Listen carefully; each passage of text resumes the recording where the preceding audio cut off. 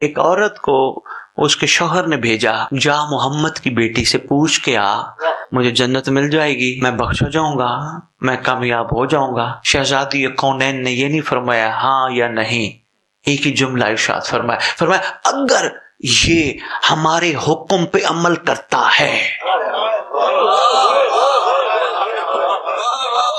کیا بات ہے یار، کمال ہے۔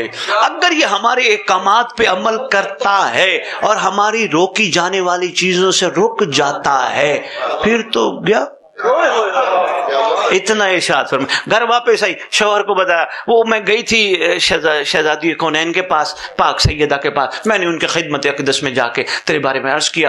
انہوں نے فرمایا جو حکم پہ عمل کرتا ہے تو پھر تو ٹھیک ہے۔ لو جی، سر پکڑ کے بیٹھ گیا، میں تے پکا دوست کیا، میں جہنمی، سویرے شام رولا پا چھڑیا سو، میں تے جہنم میں جانا ہے، میں تے پاک بی بی نے کہہ دی تو میں تے جہنم میں جانا ہے۔ وہ بیچاری کملی اٹھی، پھر بی بی کو پہنچے۔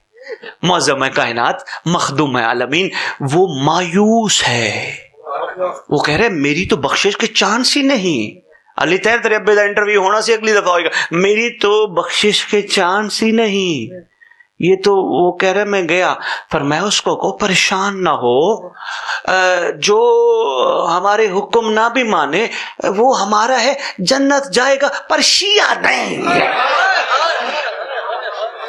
ہوئے ہوئے ہوئے ہوئے ہوئے ہوئے، یہ تھا رائے صاحب فرمان، جنت جائے گا پر شیعہ نہیں۔ شہزادی کونین، ہماری عقلیں بڑی چھوٹی ہیں، سارا دن لڑائی جھگڑے میں گزار دیتے، احسان فرمائے، آپ نے فرمایا جنت جائے گا، کوئی دلیل بھی چاہیے، ہم نہیں قبول کرتے جب تک کوئی دلیل نہ ہو۔ فرمایا تم اس بات میں سوچتے ہو، تمہیں حق ہی نہیں کہ تم سوچو، لیکن تمہیں دلیل دینے لگی ہوں، جو میرے بابا نے تمہاری ماؤں کے قدموں تلے رکھ دی ہو وہ چیز میرے شیعہ کے لیے نہیں ہوتی۔